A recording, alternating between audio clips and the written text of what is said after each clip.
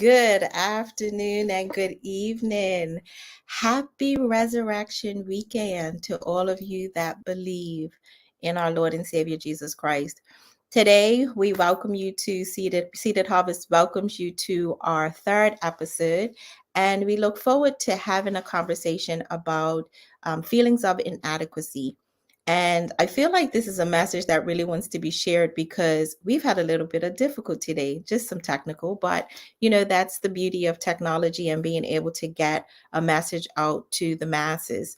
And today, just want to kind of recap on our first episode. We talked about fixing each other's crown, the importance of supporting one another, and how offenses happen and why offenses happen, but the opportunity to be able to take those and turn them into victories and blessings and friendships, and really being available to one another, emotionally, mentally, psychologically. And so then on last week talked about the importance of self-care and why it's important to make sure that you're taking time for self, because the demands of this world and the demands of our friends and our families and just our overall loved ones can take a toll, and work, even just day-to-day life. The importance of journaling and what it is that we require to be able to maintain our own sanity, if it were, and being available for ourselves before we're available for anyone else. And interestingly enough, after having had that conversation last week, excuse me, it felt like I was on a downward spiral. And I did my very best not to give in to it and figure out what it was and what brought me here, because it wasn't the first time I felt that way.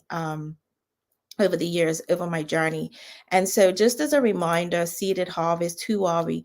Seated Harvest was birthed out of self discovery, self health, self love, self care, and all of those things. So, we started off with doTERRA essential oils, and I use this on almost a daily basis, and the blessing that that's had in my life.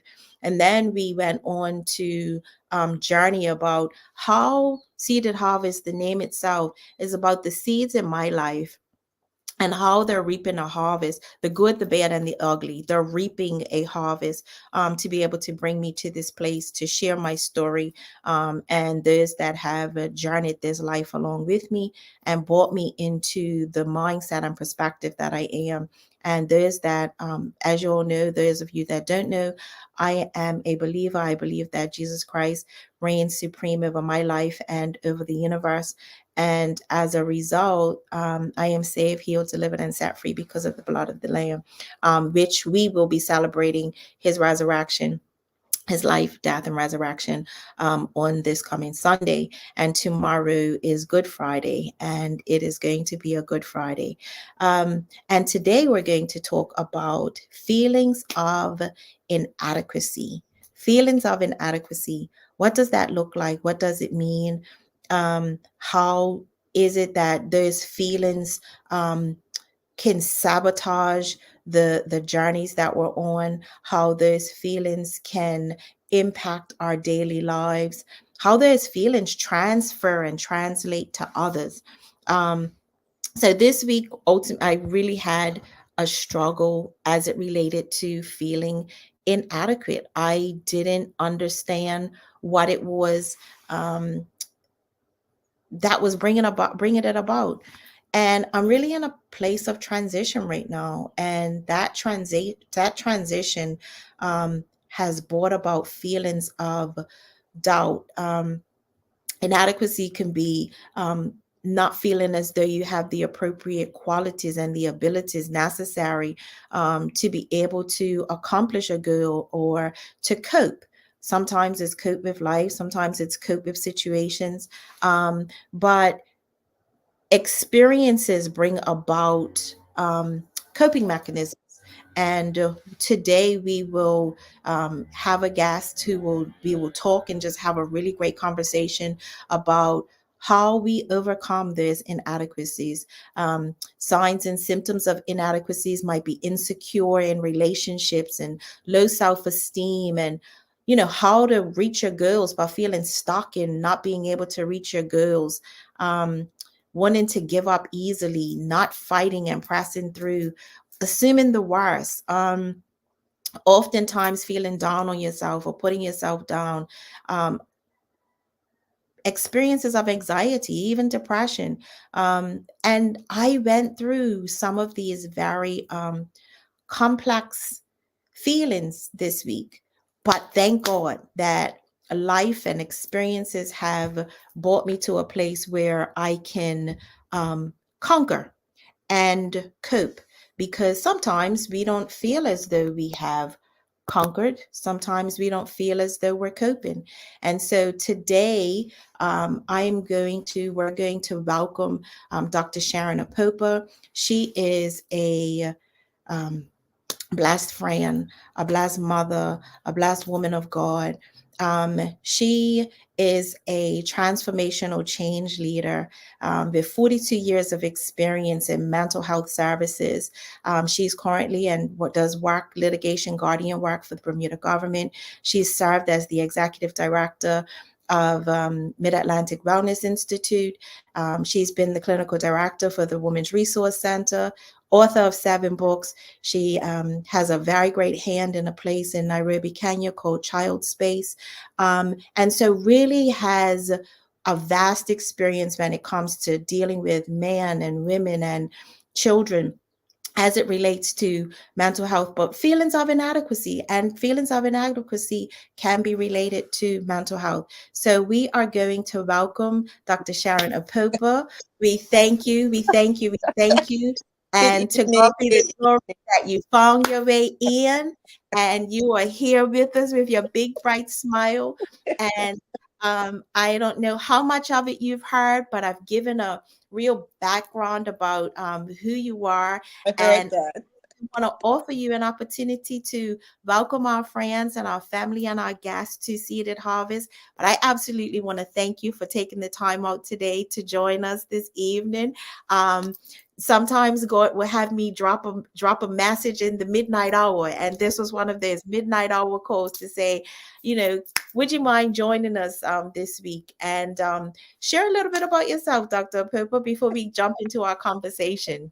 Well, good evening, everyone who is joining us into Seeded Harvest. And I just want to settle by saying, I think words create atmospheres. So this getting on tonight, I think really tapped into my inadequacies in terms of technology.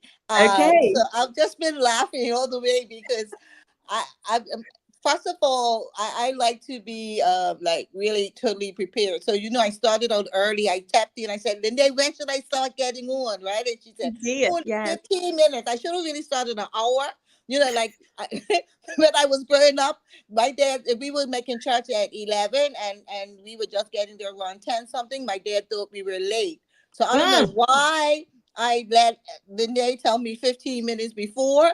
Um, I probably needed an hour. That's my laptop just wouldn't work with me. It wouldn't let me in. My sure. iPhone wouldn't let me in. So when we talk about showing up with feelings of inadequacy, my biggest weakness is in feeling unprepared.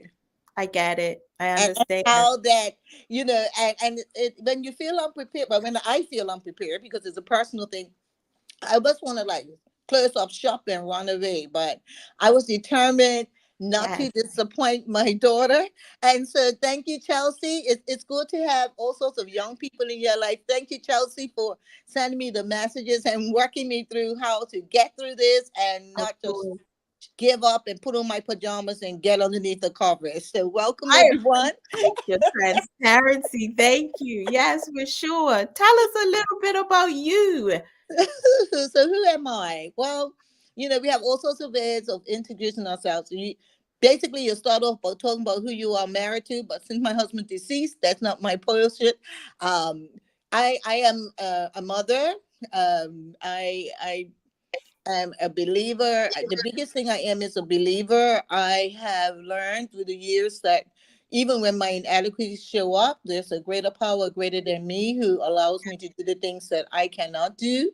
Yeah. So that's me. I I love learning. I think I could be a lifelong learner. I was talking to a young person the other day, and and just said, "Lady, how long would you go to school?" And so we started counting on my fingers, and the child was like, "I'll never do that." It was like longer than they had been alive. So Right. I'm a lifelong learner. But more than that, I believe in quality relationships. I'm relational.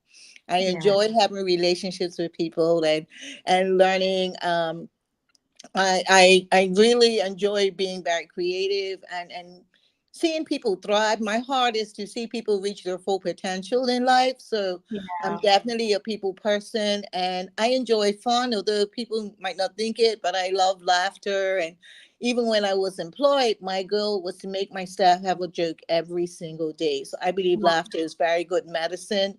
Yeah. And I just enjoy living. I'm grateful for Yeah. every day that I live. I'm not a high maintenance person.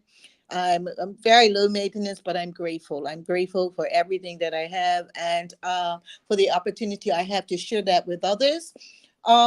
There's always a dark side to it. So even when we were talking about thinking about inadequacies, I thought to think about all the saboteurs in my life. Yeah. I'm a bit critical from time to time. I'm a high achiever, so that's not very good for others.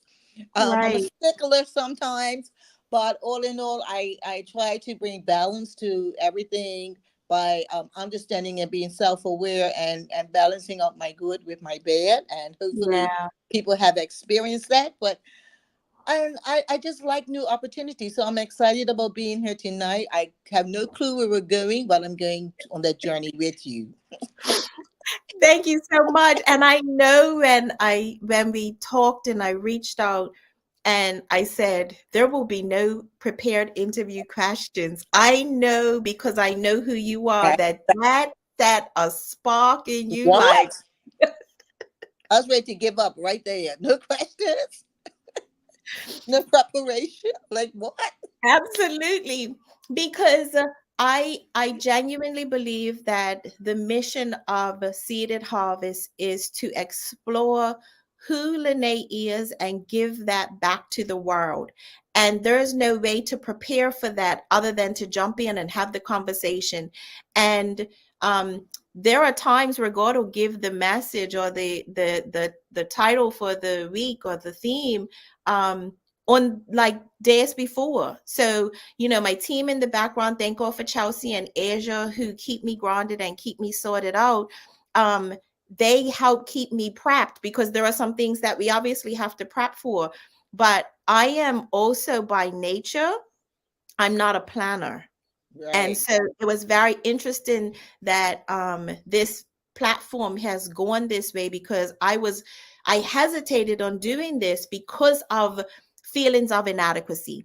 I didn't feel as though I had the articulation to be able to enter into this space. I didn't feel as though I had the knowledge and the technical savvy, like yourself stated, to be able to do Okay. this. But God gave everything that I needed, but I held off on it for so long, really because I felt inadequate. And when we talked, when we first introduced our very first, the inaugural with Lisa Wingwood on a few weeks ago, it was just that talking about how life pressures and life raising makes us feel or develop these feelings of inadequacy that kind of catapult you into life starts, and then you don't have the foundation to be able to have prepared you for these things that pop up. And so when you start feeling inadequate, you pull from what you know or you run into Right. your comfort space. And so this week my life has been what I would deem a platform of inadequate experiences, because I remember finding out I was pregnant. I was like, oh my God, I think we all did as women, right? I'm about to have these babies. On each occasion, I'm like, there's no way I'm prepared for that. And that was very normal. And you could talk to a woman about Right. it. But if I walked into a space and I'm like, something like, I don't know that I've been called to this, I don't know that I know how to do this, I would reach out to women like yourself and say, I'm afraid. but I didn't always have the opportunity to have someone like you because I wasn't vulnerable enough. Right. So when you felt inadequate, like what does that look like, or women that you've had to come into contact with to be able to feel inadequate? Because I know a lot of the things that you've shared with me over the years. What would that look like, you think, for the average? Because I have stuff to pull from now, Right. right? What would you pull from, or what do you pull from, or give advice on those sorts of things when So, it comes to so, you know, even as we were talking yesterday, I was talking about the fact that when I think of being inadequate, I immediately start thinking about overcompensation. yes, Because you know, as women, as human beings, we, if we're self-aware, we kind of know the areas that we opportunities for improvement and development, but we don't want others to know. So we tend to yeah, overcompensate with the areas where we feel good about. We tend to try to highlight those and overshadow those. And for me, that looked like becoming almost a workaholic, ah, because I've always felt good in an intellectual capacity. I've always felt good, but it, believe it or not, I never felt good hanging out with other women. Like I never felt I was that girly enough. I don't really. I prefer to hang out with boys. I really don't have time for makeup and false eyebrows and false teeth and button. Or like I'm not that girl, right? So right, I always would overcompensate. So I, you know, with my intellect, to hide the fact that I really, you know, so I would say stuff like, you know, I ain't got no time for that. I'm too busy studying or something. But I just didn't feel uh-huh. comfortable in spending time. I didn't even know how to do it. I remember the first time when because I was raised as a Pentecostal, and so we never wore jewelry and things like that. We were never Right, allowed. So I remember that first time when liberation came, they went to a church meeting in the US and finally became enlightened that putting on lipstick was not a sin. They came right, back. Ladies had on lipstick from ear to clue. They had on purple lipstick, green. Like they really broke out, right? They looked like matcha happy, but they were free. And I, right, I just couldn't do that. I did it, right, and I knew I didn't have the skill sets for that because I had never practiced it. I had spent like 35 years of my life washing my face with Noxema, putting on some Nivea cream, and going about my day. So right, even when we could do all of this eyelashes and stuff, I didn't know how to do it. So I said, well, right. you know what? You know, I would say things like, you know, what's inside comes more than what's outside. And Ah, that sounds so good, and it was true in a way, but it was actually my compensation for the fact right, that I didn't feel to do it, and I didn't even want to do it. But it seemed right. strange that I didn't worry about the eyelashes and stuff. So yeah, sometimes we overcompensate for or use what we would term rationalization. Yes, We try yes. to overshadow and hide the areas where we don't feel very competent. Yeah, I appreciate your transparency there because I, I guess you don't put names or titles to how you cope. But overcompensation has been a coping mechanism Mhm. for you. And I wonder, when I look back, and it's just got me thinking now, if I think about it, when I first went into management, I first of all, I didn't have the academic credentials, as the world would have said. I had experience of managing processes, but not necessarily people. Um, and there were the rumblings, like when people start talking and it gets back to you, that also brings about feelings of inadequacy as well, because what people think, at least for me coming up, mattered. Yeah, And growing up in a place like Bermuda where everything's about pride and everybody knows your business is in your, your family, everybody knows your family and whatever. Um, you think that people know you, and somehow it plays a role in how you show up.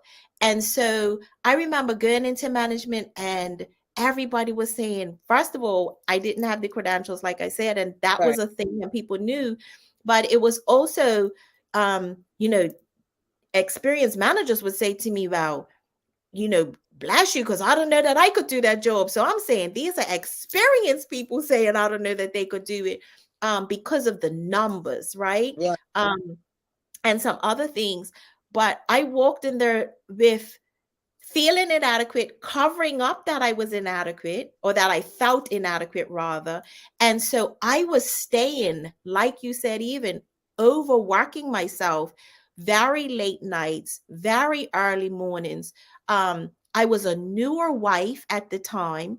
And so I was still a newlywed, trying to figure out how to be married again, and then trying to figure out how to manage 100 plus people, and while at the same time trying to prove these people wrong, that I could do this, and I'm not going to let nobody show my fault. So I remember being on Google and University of YouTube trying to figure out how to do this and how to do that. And it really highlighted how inadequate I really felt, not knowing that those feelings even existed, Mm. right?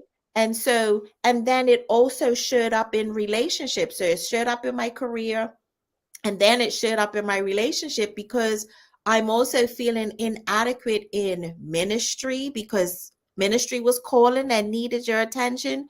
Your children, because they were younger. We're talking now 10 years out. So I had teenagers at that time, feeling very unsafe even. And so I remember running into you and at church, and then ministry pulling, and I feeling inadequate there. But there were things that you did and things that you said in your confidence, in your professionalism, that helped saddle my inadequacies. And I don't know if you knew that. I definitely didn't know that. I do know that one of the things that I think has helped me to be more accepting and whatever is learning to manage expectations, Yeah, okay. and, and understanding that feelings are not fact. So Feelings are while not fact. I may feel inadequate, what are the expectations that I'm placing on myself or that I'm allowing others to place on me that are Right, causing those feelings? And is there any real substance to those feelings? Or are right, they feelings? right. So I think that as we go along, and so what might come along, of course, now is my confidence and all of that stuff, is learning to say, okay, what is really required of me in every situation? Not what I require of myself, but what is really required of me? And then trying to divvy up my expectations, because as we Okay. grow up, as you say, we grew up in families, we grew up in societies. My parents were preachers, so there were certain expectations that they had of us as Right. children. And those expectations really were associated with how the world wanted them to see, how they wanted the world to see them. Mm-hmm. So, so they expected us to act as good children, because Right. Bible says if you can take care of your children, you shouldn't be in leadership in the church. If you're got unruly children, Right. so that expectation that they had was really more about them and their position. And then I have to grow, as I grow and mature, I have to say, is that an expectation I want for myself? Do I really care if people think because my children are not conforming to behavioral expectations? Do I really care how people think I'm a good mother or a bad mother or whatever? And so you have to ask yourself that real question about the whole issue of expectations. And based on that response, it then dictates how you're going to behave. So there are sometimes I ask that question and I say, yeah, I really care how so and so sees me. Yes. Then I'm going to be respond in ways that either cover up my inadequacies or Right. make me shy away from the situation that's putting the spotlight on my inadequacy. Right. But it I get also looks at expectations. So Yeah. no, I didn't. And the thing about, I guess, my relationship with you is that you really didn't come with any big expectations. You just Mm. came open. You, Yeah. so you didn't come, from my perspective, you didn't come saying, okay, I'm expecting this lady. I know I'm expecting her to be this particular way or that particular. You just came and accepted me for who I was. Yes. So that even Jasmine, I'm thinking about it now. When we have that open, safe environment, you get the best out of me when you don't put unrealistic expectations on me, and you didn't. So that is the quality of the relationship. I love that. And it leads into this whole thing of how how have I now managed my own expectations based on that very thing? Does it matter how people view me? If I be honest, it does. Hmm. It does matter.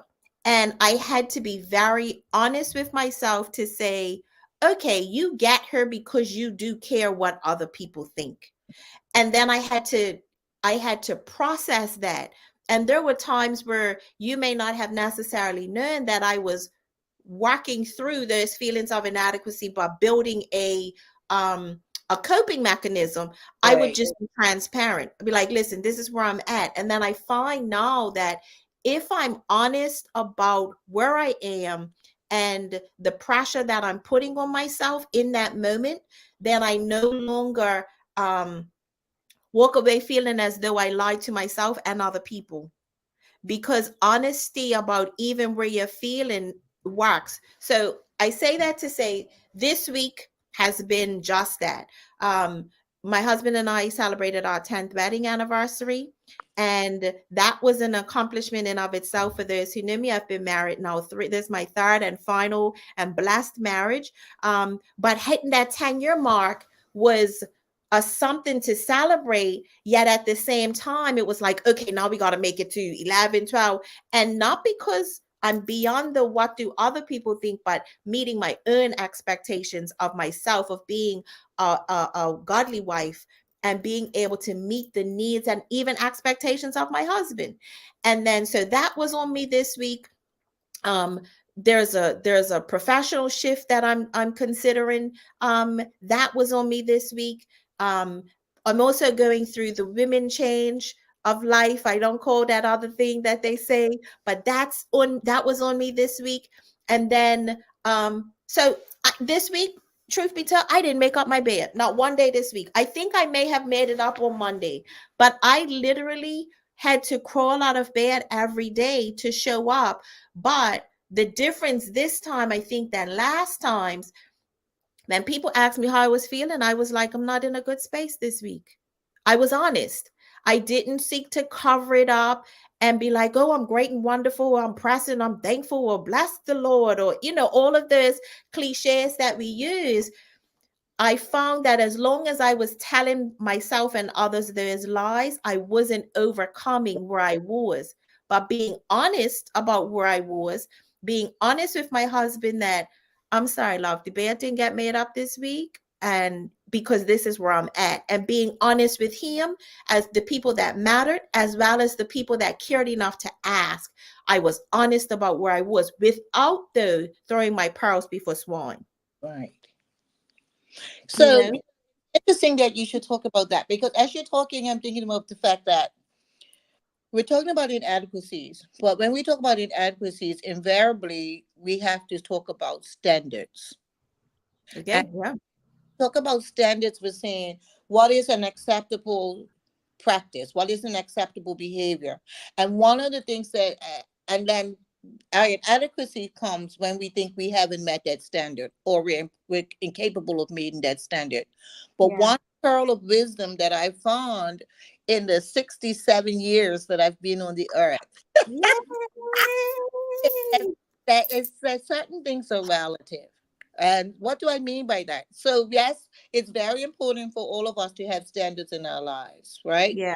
But I thought of the fact that, like, when I was, doing some volunteerism in Kenya 2 years ago, there was a certain standard that I would meet when I was in Bermuda, but Mm. I couldn't meet that standard.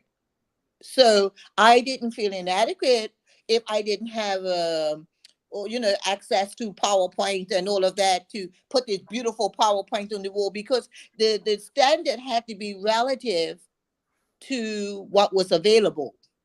Got Now, it. So that's what I'm saying. That as we grow older, we have to see, like, what is the source of the inadequacies, and is it that we're being unrealistic about the standard that we're trying to achieve that is not relative to the circumstances that we're in. So I got yeah, the standard is by our family that we should make our bed every single day. And I'm sure that there are women who are listening in that are saying, how disgusting, how awful, how did she go out? She's going to lose her man because she didn't make right, her bed all week. But that's right. the standard. But then we have to understand, when the stresses of life are on us to the extent that the stresses of life are on you, then we have to say, relatively speaking, what's the standard? Maintain my Yeah. sanity or make my bed and go crazy? Thank you. So Thank you. we have to understand that standards are always important, but our responses to standards may be relative to the environment, and it's okay. I love that. I love that because it encapsulates exactly where I was this week. And it was literally, and I very much was raised just like that. My mother would have had a fit if she knew, even to this day. She's Mhm, gonna watch this broadcast and be like, that child left that house and didn't make that bed. If I was still under her roof, it would be a problem. mhm, But I remember there was a standard that I had to meet. And this is for the women that even have that mindset. I believe I lost relationships even with my children because of the standard that I was expecting them to meet, because of mhm. the standard that was expected of me, just in terms of keeping a house. No, my house stays tidy and for the most part is clean. Yes, it has its moments. But because my bed wasn't made, doesn't mean that I was less of a woman or less of a wife, because that standard didn't get met. Because I remember there were days where I would come home and break dishes if the dishes weren't clean, and dishes weren't washed in the sink. Why? Because that was the standard that was placed on me. Leon would wake me out of my sleep if the trash Wow. wasn't taken out. She'll put the trash in my room, wake me up, and if there's dishes weren't washed, wake me up to wash the dishes. And it set a standard in life for me, which I actually am proud of as a woman. But it was having to lay off of, when do I have to meet the standards, and when can I, just like you say, do I meet the needs of my mental health and my sanity over, this is not the week that I'm gonna make up my bed. Exactly. And Yeah. talking about your mom, I mean, my mom used to come home and literally beat us out of our sleep if we hadn't done our dishes before retiring. She Yeah. was, and so you find out that first of all, feelings of inadequacy are comparative. Yeah. It's when we compare ourselves to others, or when we compare ourselves either to cultural expectations, family expectations, religious expectations. I remember being in an environment where um, someone stood up and said, it was a women's setting, and somebody stood up and said, I thank God that I've only had one husband and I've never slept with anybody, many women who were in that room started to feel inadequate and shame. Yes. They Yes. didn't feel adequate and shameful when they came into the building. Yes. As soon as they were compared, they felt they had to Yeah. be compared to this standard, Yes. they became inadequate. So Yeah. inadequate it occurs a lot when we are forced to compare ourselves to the parameters of things put forth upon us by our. Yes. Absolutely. And when we know that, and So good. when we understand that, we can then make a choice to say, I choose not to compare myself. So my comparison has to be against what my beliefs are, what my morals are, what my purpose in life is. If my purpose in life is to be uh I don't know, if my purpose in life is to be a housewife, say for instance, Yes. then my standard is, am I working excellently as a housewife? Yeah. It's not, my standard is, am I working like the woman is in the corporate market. It's Yeah. what I should do as a mother. So our Yeah. standard, we have to get to the point where we create our own criteria Yes. for what and for what purpose we, and not keep on comparing ourselves to others, because as long as we compare us, it's always going to be somebody greater than us. It's always going to be Always. somebody, Yes. it's always going to be somebody taller than, well, most of the Yeah. world's taller than me, but it's all, you know. So if we get into that drag, that rabbit hole of comparing ourselves constantly to others, we will Yeah. always feel inadequate, because it's always someone that's going to be better than us. I agree. I agree because even if you think about just you're right. When everyone walked into that room, they walked in feeling 10 feet tall, Confident, yes, confident, yeah, ready to learn something new and take on the world. But then that one comment, that one statement completely built chop this down, chop this. And I might have been one of those women in the room having been married 3 times, right? Or twice prior. That, oh my God. And then if I look back over my life, I would have walked out of that room feeling like, why did I even bother coming here? It was a waste of money. And if you or anybody else would have asked me, how was the conference? I was like, oh, it was so horrible. Then there was so much other value to have gotten, because I would imagine there was so many pearls of wisdom and light absolutely, that was shown. But when we walk into those spaces and when we compare ourselves to other people, we miss out on the opportunities that are actually readily available to us because we took time out to mentally and emotionally attach ourselves to compare ourselves to other people. absolutely, absolutely. And I think that because our society is such a shame and blame society, and most of us grew up in circumstances where, you know, shame was almost a means of control. So shame was a way that shaped and made us conform to other people's expectations. So Interesting. when we look at inadequacy, to look at it's almost a marriage. What in what areas of my life have I been shamed, Right. and how has that shame and blaming brought me to this place of these feelings of inadequacy? Because they're definitely partners. Shame, blame, and inadequacy go hand in hand. They're like co-conspirators. Right. Mhm. Right.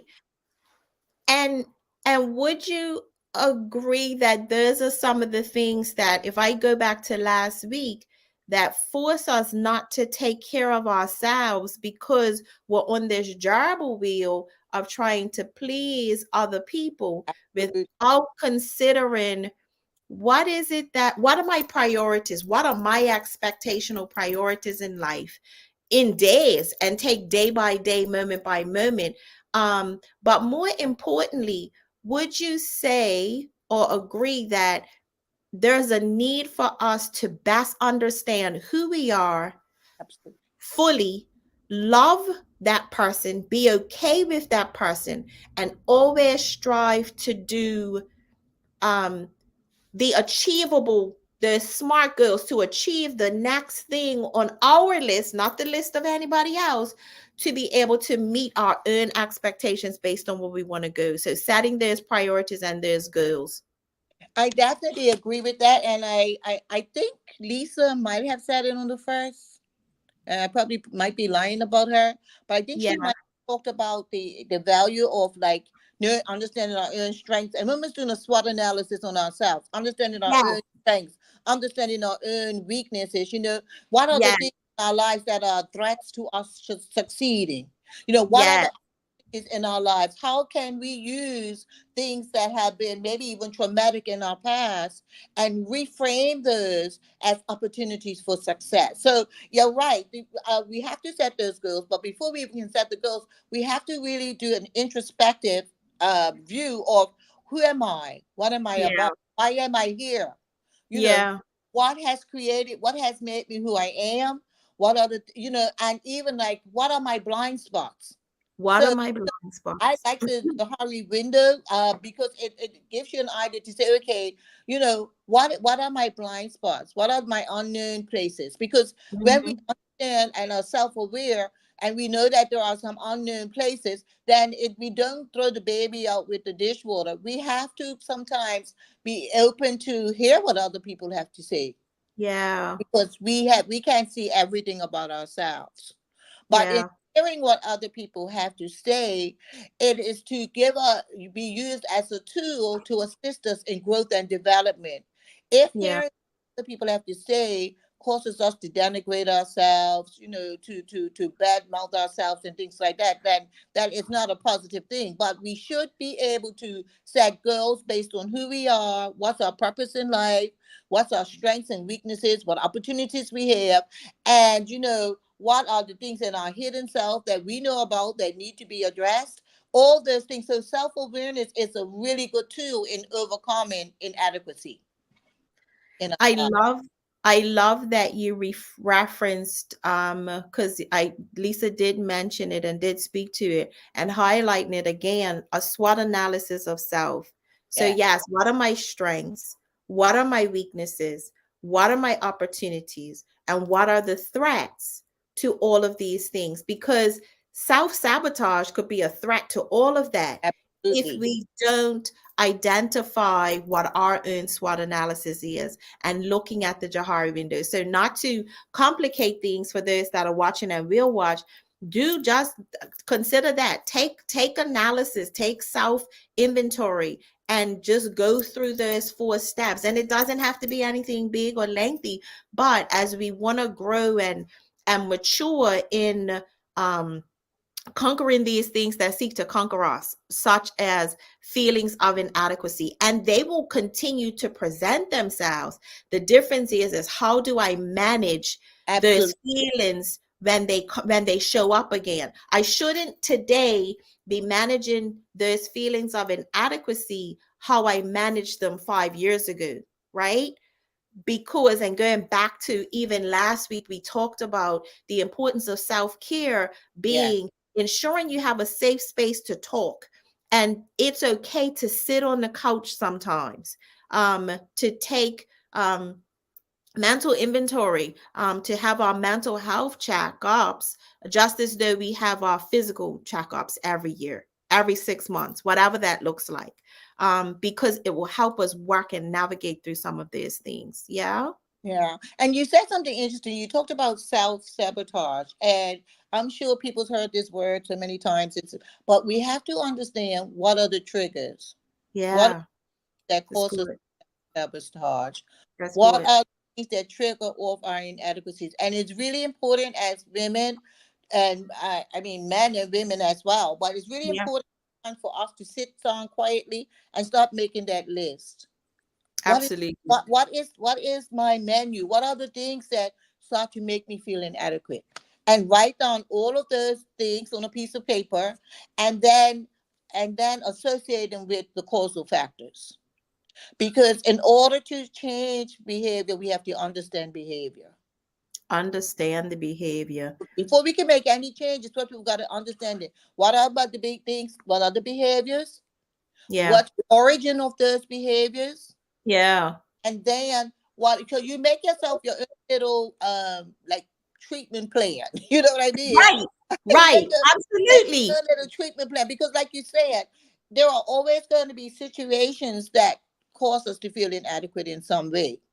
But if we Absolutely. have a little treatment plan, so I would say, okay, what do I do when I'm in a room of people who, are all looking, they're really nice. They got their eyebrows and the fingernails on and all that, and their weave and all that. What do I do when I feel inadequate in that place? And one of the things I learned to do was to celebrate the women that were looking like that. I love that. Yeah. Because Absolutely. so that I shift the focus from me and I start to celebrate those who can do that and say, "Wow, you look so really lively. I really wish." And maybe you could show me how to put on false eyelashes. Maybe not because I'm like stuff on my eyes, but or maybe you could show me how Absolutely. to put my hair there. So sometimes when you understand what's going on with yourself, you can shift it and do and put in a substitute behavior that helps you to deal with it, that's very positive. So I just thought to celebrate, wow, you look so really nice like that and whatever. And it just shifts the whole atmosphere. And I even forget that I don't have one of the false eyebrows or whatever the crazy is. And we started a conversation, and then you start to build relationship. And so, Yes. you know what I mean? So it's really important that you sit down and say, okay, these are the things that make me feel inadequate. What can I do to change them? When they Yeah. show up, because they will show up, They will show up. learn to address them. But what we tend to do is my favorite analogy, which is of the analogy of the trash bag. We tend to take things and just keep squashing them down within ourselves. And I always tell the story of when I was younger and I had to go take up the trash around the house. I didn't want to do it more than once. So I take the trash bag and keep on emptying the trash from everybody's room into this one trash bag. I didn't want to go back, so I would keep squashing it down with my foot, squashing Right. it down with my foot, and invariably, by the time I got to the last room, the bag would burst. And that's how we treat our lives. We take our emotional containers and we keep squashing down all the things that we are uncomfortable with. And then Yeah. that if I keep squashing it down, I'm not going to have to deal with it. And invariably, one day that bag bursts and then it spills out all Absolutely. over the floor and it affects everybody in the room. And the stench of our undealt with emotions come out. And then we have to have more of a cleanup than if we had just dealt with them one by one. So I want to Absolutely. encourage everybody who's listening and will listen that the inadequacies are just a natural part of life. We all have it. I don't care how confident somebody says they are. So Everybody true. has a little area of inadequacy. But the thing is to understand it and deal with it and make a plan or intervention so that it doesn't overtake your life and derail you from purpose. I absolutely love that, everything about it, and being able to shift where you are to be able to overcome where you are. Right. Right. So 9 times out of 10, when you start complimenting women, one thing they're going to do is compliment you back. Absolutely. So it becomes a Right.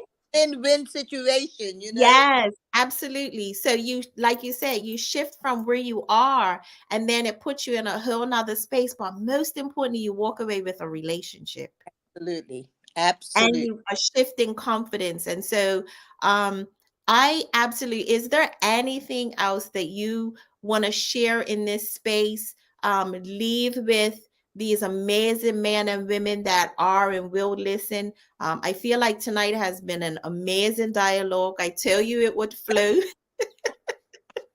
When we finally got on. Yes, of course. But it was all timely and it was all relative because Absolutely. um it provided the perspective that we needed for today, for tonight. So I guess one of the things I was thinking about as we were I was thinking about this was this whole issue of our moral development. And you know Mm, um Hilbert was saying that when we start out in our development, we do things because we want to avoid punishment. Then we do things because we want to get reward. Then we do things because we want to be included and accepted by others. And then one day, if we're lucky, we do things just because it's the right thing to do.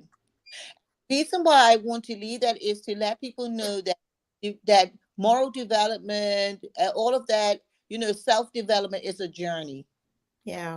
Happens in stages, and there are lots of theories out there, and the real importance of theories is to give us validation and normalize where we are at any particular time in our life. So Yeah.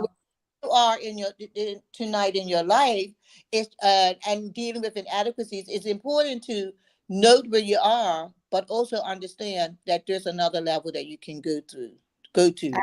So we Absolutely. don't have to ever stay where we are. We can always strive for that next level and enjoy the journey. There are lots of lessons I've learned on this journey of moving from inadequacy to adequacy in the last 67 years that I've been in the world. But those life lessons I can now share with others. And I can even look back and laugh at something. So I want you to enjoy the journey, understand that you will go from strength to strength in your life as you become more self-aware, as you develop those tools and strategies to deal with your inadequacies. But you don't have to stay where you are. You don't have to stay where you are. if you are. I absolutely love that, and thank you for it, because I feel as though if I look over my life, I'm a testimony of just that. There were times where I had to allow people to see my ears because I can't see them unless I'm looking in a mirror, and tell me what it is that they see, and then build out that SWOT analysis. And over the years, I've almost come to the place where I almost do it organically. It's Right. necessarily not a need to, like, where am I, what are my strengths in this, what are my weaknesses, okay, what do I need to be able to compensate for my weaknesses, even though I have strengths in this area? Who do I need to connect with and build relationships with? And so those are some very powerful words to be able to leave. And they're not just words. I know that they, because our lives are a testimony to those words, because we've lived them out. And one thing I want to leave, there is a scripture in Proverbs 31, and it says, who can find a virtuous woman? And we're all striving to that, to some degree. But this was great for me, and it was, is for her price is far above rubies. And I said to a young lady recently, I said, I want you to go and look up and see on earth how much the most rarest ruby cost, and then multiply that by 1,000,000. And that's really how you are seen and how you're valued by God. And if we live on that principle, or we live on those words that God has left with us, then it doesn't matter what other people think or how they see us, and even how we see ourselves sometimes, because he has already set an expectation, and that is that you are far above, right? Rubies, and far above the price of rubies. And in closing, I also want to share. Sorry, did you want to say something, Yes, Dr. Pope? for you first, Please. because you know Yes. that scripture that you're talking about, it gives me yin and yang. Because when I was growing up, every time they talked about a virtuous woman, they thought about a woman who had never been touched sexually and all of this Mm. stuff, and it made a lot of women feel inadequate. When I was in school of theology and we had time to really understand it, it says a virtuous woman was full of wisdom. And it's important to make sure that women have that, because we all can be people of wisdom, no Yeah, matter what past, present is. And so I just really wanted to always make that distinction when we talk about Proverbs, is that it was a woman of wisdom. It wasn't talking about a woman of woman wisdom. who still had a hymen or whatever. That's not what it really meant. Who can Absolutely. find a woman who can operate in wisdom? And wisdom gives us the ability to take knowledge and apply it into our lives. And Yeah, so tonight, everybody here can be a virtuous woman, because you can take the wisdom that you gleaned from tonight and apply that's it to good. your life. So we can find all the women online tonight as virtuous women if they can Love use it. that wisdom. I love that. I absolutely love that. And thank you for that, because it's right. I remember growing up feeling the same way, like, oh my God, about my virginity is going on, never Right? be virtuous. What? Because there was a misconception Absolutely. placed on that scripture, and shared and perpetuated. Throughout. Um, throughout. There was a quote I came by today, and I want to share it with us as we close. And it says, pause, breathe. You're doing amazing. Look back at how far you've come and give yourself a high five. Every step counts, every effort matters. Keep going. You're on the right track. And then the caption for that was, stop for a minute, breathe, and be proud of yourself and how far you've come. And so I want to absolutely remind you to stop, breathe, reflect on how far you've come, because you are absolutely amazing, and you are on the right track. Thank you all from Seeded Harvest. I look forward to seeing you all next week, Thursday. And stay tuned to the topic of the day, or of the hour on that particular day.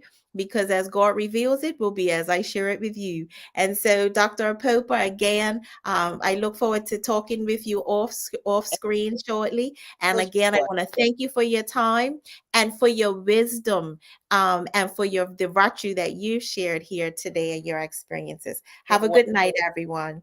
night. Good night.